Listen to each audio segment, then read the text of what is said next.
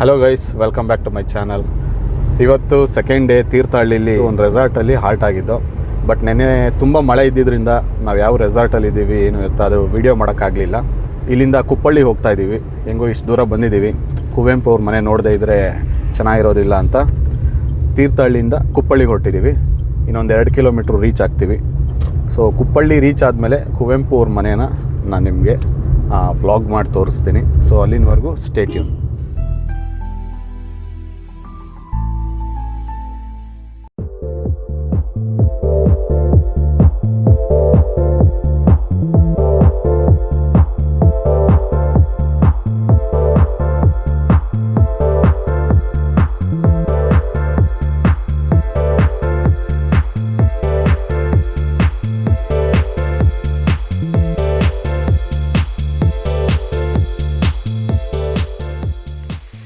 ವೀಕ್ಷಕರೇ, ತೀರ್ಥಹಳ್ಳಿ ಶೃಂಗೇರಿ ಮೇನ್ ರೋಡಲ್ಲಿ ಕುಪ್ಪಳ್ಳಿ ಅಂತ ಒಂದು ಜಾಗ ಬರುತ್ತೆ.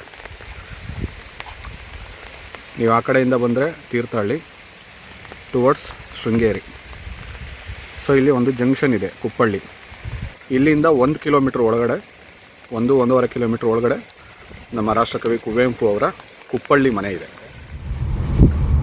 ಸುಮಾರು ವರ್ಷಗಳಾಗಿತ್ತು ನಾನು ಬಂದು ಇಲ್ಲಿಗೆ. ಸ್ಕೂಲ್ ಡೇಸಲ್ಲಿ ಬಂದಿದ್ದು. ಅದಾದಮೇಲೆ ಇದೇ ಫಸ್ಟ್ ಬರ್ತಾ ಇರೋದು.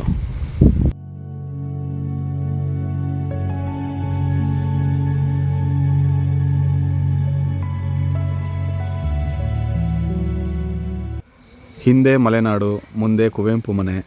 ಈ ಲೊಕೇಶನ್ ಅಂತೂ ಸ್ವರ್ಗ ಥರ ಇದೆ.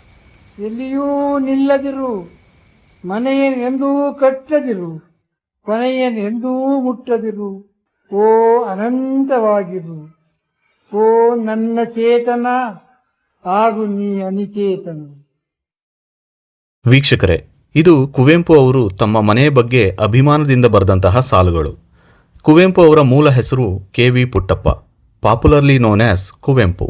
ಈ ಮನೆ ಅವರ ಪೂರ್ವಜರ ಮನೆಯಾಗಿದ್ದು, ಅಂದಿನ ಮಲೆನಾಡಿನ 3 ಅಂತಸ್ತಿನ ಸಾಂಪ್ರದಾಯಿಕ ಶೈಲಿಯಲ್ಲಿ ಕಟ್ಟಿರುವಂತಹ ತೊಟ್ಟಿ ಮನೆ. ಇದರಲ್ಲಿ ಕುವೆಂಪು ಅವರು ತಮ್ಮ ಬಾಲ್ಯವನ್ನು ಕಳೆದಿದ್ರು. ಹಾಗಾಗಿ ಇದನ್ನು ಕವಿ ಮನೆ ಅಂತ ಕರೀತಾರೆ.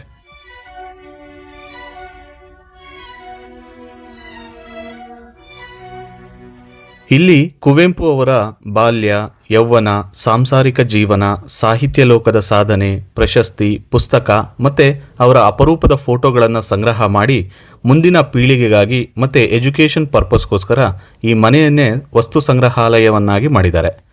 ಇಲ್ಲಿ ಬೆಳಗ್ಗೆ 9:30ರಿಂದ ಸಂಜೆ 6ರವರೆಗೆ ವಿಸಿಟಿಂಗ್ ಅವರ್ಸ್ ಇರುತ್ತೆ. ಒಬ್ಬರಿಗೆ 20 ರೂಪಾಯಿ ಎಂಟ್ರಿ ಫೀಸ್ ಇರುತ್ತೆ. ಮನೆ ಒಳಗಡೆ ಯಾವುದೇ ವಿಡಿಯೋಸ್ ಆಗಲಿ ಫೋಟೋಸ್ ಆಗಲಿ ಅಲೋ ಇರೋದಿಲ್ಲ. ನಿಮ್ಮ ಮಕ್ಕಳಿಗೆ ಕನ್ನಡ ಸಾಹಿತ್ಯ ಲೋಕದ ಪರಿಚಯ ಮಾಡಿಸ್ಬೇಕು, ಒಂದೊಳ್ಳೆ ಜಾಗಕ್ಕೆ ಕರ್ಕೊಂಡು ಹೋಗಬೇಕು ಅಂದರೆ ತಪ್ಪದೆ ನಿಮ್ಮ ಮಕ್ಕಳನ್ನು ಕುಪ್ಪಳ್ಳಿಯ ಕುವೆಂಪು ಅವರ ಮನೆಗೆ ಕರ್ಕೊಂಬನ್ನಿ.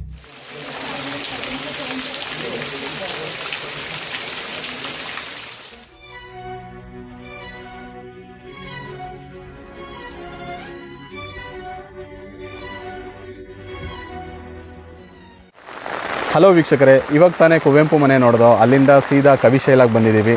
ಕವಿಶೈಲ ಬಂದು ಕುವೆಂಪು ಅವರ ಸ್ಮಾರಕ ಅಂತ ಹೇಳ್ಬೋದು. ಯಾಕೆಂದರೆ ಅವರು ಈ ಜಾಗನ ತುಂಬ ಇಷ್ಟಪಡ್ತಾ ಇದ್ರಂತೆ.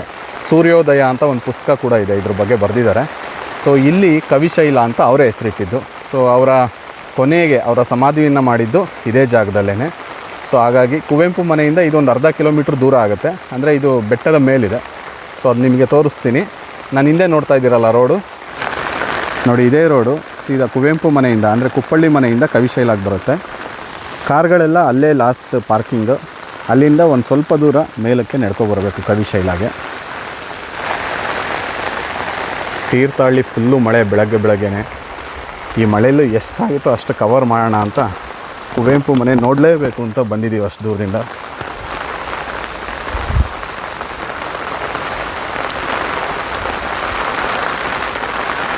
ಇದೇ ನೋಡಿ ನಮ್ಮ ರಾಷ್ಟ್ರಕವಿ ಕುವೆಂಪು ಅವರ ನೆಚ್ಚಿನ ಜಾಗ ಕವಿಶೈಲ. ಇಲ್ಲೇ ಅವರ ಸಮಾಧಿ ಇರೋದು. ಈ ಜಾಗ ಅವ್ರಿಗೆ ತುಂಬ ಇಷ್ಟ ಆಗಿರೋದ್ರಿಂದ ಅವರ ಸಮಾಧಿ ಕೂಡ ಇಲ್ಲೇ ಆಗಿದೆ. ಕುವೆಂಪು ಅವರ ಜನನ 29/12/1904. ಅವರ ಮರಣ 11/11/1994. ಇದೇ ನೋಡಿ ನಮ್ಮ ಕುವೆಂಪು ಅವರ ಸಮಾಧಿ. ಕುವೆಂಪು ಅವರ ಹೆಸರು ಕೇಳಿದ ತಕ್ಷಣ ನಮಗೆ ನೆನಪಾಗೋದು ನಮ್ಮ ನಾಡಗೀತೆ. ಜೈ ಭಾರತ ಜನನೀಯ ತನುಜಾತೆ, ಜಯ ಹೇ ಕರ್ನಾಟಕ ಮಾತೆ. ಆ ಸ್ಕೂಲ್ ಡೇಸ್ ಮತ್ತೆ ಮತ್ತೆ ನೆನಪಾಗುತ್ತೆ. ಕುವೆಂಪು ಅವ್ರ ಹೆಸರು, ಅವರ ಮನೆ, ಈ ಜಾಗವನ್ನು ನೋಡ್ತಾ ಇದ್ದರೆ.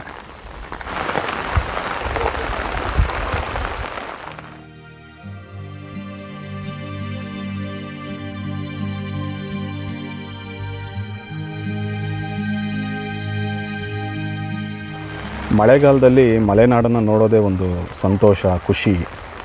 ಬಹುಶಃ ಕುವೆಂಪು ಅವರು ಅಷ್ಟು ದೊಡ್ಡ ಸಾಹಿತಿಗಳು ಮತ್ತು ಕವಿಗಳಾಗಿರೋದಕ್ಕೆ ಈ ಪರಿಸರನೇ ಸಾಕ್ಷಿ ಅಂತ ಅನಿಸುತ್ತೆ.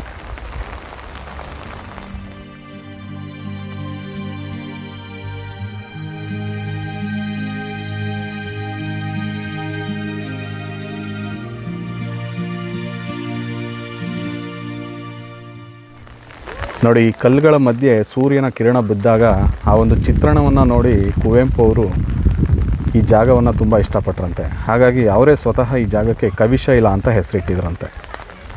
ವೀಕ್ಷಕರೇ, ನೀವು ಶಿವಮೊಗ್ಗ ತೀರ್ಥಹಳ್ಳಿ ಕಡೆ ಬಂದಾಗ ಮಿಸ್ ಮಾಡದೆ ಕುಪ್ಪಳ್ಳಿಗೆ ಬಂದು ಹೋಗಿ. ಯಾಕೆಂದರೆ ಕುಪ್ಪಳ್ಳಿ ನಮ್ಮ ಕುವೆಂಪು ಅವರು ಇದ್ದಂತಹ ಮನೆ. ಸೊ ಕವಿಶೈಲಾಗಿ ಬನ್ನಿ, ಕವಿಶೈಲವನ್ನು ನೋಡಿ, ಕುವೆಂಪು ಅವರ ಮನೆಗೆ ಭೇಟಿ ಮಾಡಿ.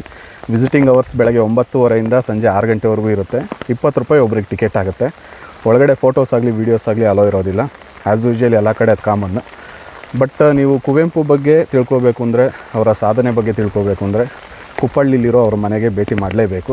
ಅವರ ಇತಿಹಾಸ ಆಗಿರ್ಬೋದು, ಅವರ ಸಾಹಿತ್ಯ ಆಗಿರ್ಬೋದು, ಮತ್ತು ಅವರ ಪ್ರಶಸ್ತಿಗಳು, ಅವರ ಪ್ರತಿಯೊಂದು ಡೀಟೇಲ್ಸ್ ಕೂಡ ಆ ಮನೆಯಲ್ಲಿ ಎಕ್ಸಿಬಿಟ್ ಮಾಡಿದ್ದಾರೆ. ಸೊ ಅದೊಂಥರ ತುಂಬ ಚೆನ್ನಾಗಿರುತ್ತೆ. ಈ ಒಂದು ಪ್ಲೇಸೇ ಒಂಥರ ಖುಷಿಯಾಗುತ್ತೆ ಮನಸ್ಸಿಗೆ. ನಾವಿಲ್ಲಿ ಏನಿಲ್ಲ ಅಂದರೆ ಒಂದು 2 ಅವರ್ ಇದ್ದೋ, ಬಟ್ 2 ಅವರ್ ನಮಗೆ ಬೇಜಾರೇ ಆಗಿಲ್ಲ, ಮತ್ತು ಆ ಟೈಮ್ ಹೋಗಿದ್ದು ಹೆಂಗೆ ಅಂತ ಕೂಡ ಗೊತ್ತಾಗಲಿಲ್ಲ. ಸೊ ಮಿಸ್ ಮಾಡದೆ ಕುಪ್ಪಳ್ಳಿಗೆ ಬಂದಾಗ ಕುವೆಂಪು ಮನೆಗೆ ಭೇಟಿ ಮಾಡಿ. ಸೊ ಇದೇ ಜಾಗದಲ್ಲಿ ಸುಮಾರು ಒಂದು ಅರ್ಧ ಕಿಲೋಮೀಟ್ರ್ ಆಗುತ್ತೆ. ಕುವೆಂಪು ಅವ್ರ ಮನೆಯಿಂದ ಡೈರೆಕ್ಟ್ ಕವಿಶೈಲಾಗೆ ಬರ್ಬೋದು. ಇಲ್ಲಿಂದ ನೀವು ನಡ್ಕೊಂಬರ್ಬೋದು. ಆ ರೋಡಲ್ಲಿ ಬರ್ತಿದ್ದರೆ ನಿಮಗೆ ವೆಹಿಕಲ್ಗಳು ಇಲ್ಲಿನವರೆಗೂ ಬರುತ್ತೆ. ಇಲ್ಲಿಂದ ಒಂದು 2 ನಿಮಿಷ ಅಷ್ಟೇ ಮೇಲೆ ಹೋಗಿ ಕವಿಶೈಲವನ್ನು ನೀವು ನೋಡ್ಕೊಬರ್ಬೋದು.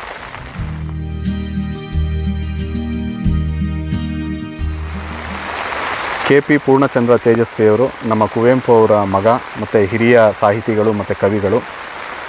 ಇದು ಕವಿಶೈಲಾಗೆ ಹೋಗೋ ದಾರಿ. ನಮ್ಮ ಕುವೆಂಪು ಅವರ ಸಮಾಧಿ ಇರುವಂತಹ ಜಾಗ.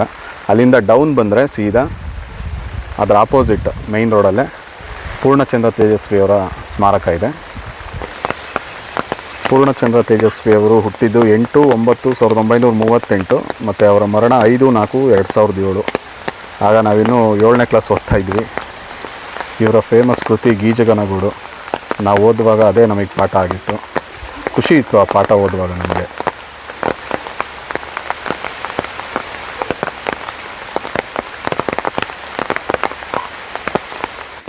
ತೀರ್ಥಹಳ್ಳಿಗೆ ಬಂದರೆ ತುಂಬ ಖುಷಿಯಾಗೋದೇನು ಅಂದರೆ ಈ ನೇಚರು. ಸುತ್ತ ಮಲೆನಾಡು, ಹಚ್ಚ ಹಸಿರು, ಪಿನ್ ಡ್ರಾಪ್ ಸೈಲೆಂಟ್. ಯಾವುದೇ ಟ್ರಾಫಿಕ್ ಆಗಲಿ, ವೆಹಿಕಲ್ ಸೌಂಡ್ ಆಗಲಿ ಏನೂ ಇರೋದಿಲ್ಲ. ಖುಷಿ ಆಗುತ್ತೆ.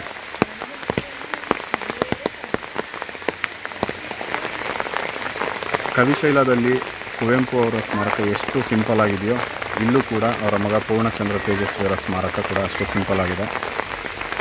ಇದೇ ಅವರ ಸ್ಮಾರಕ.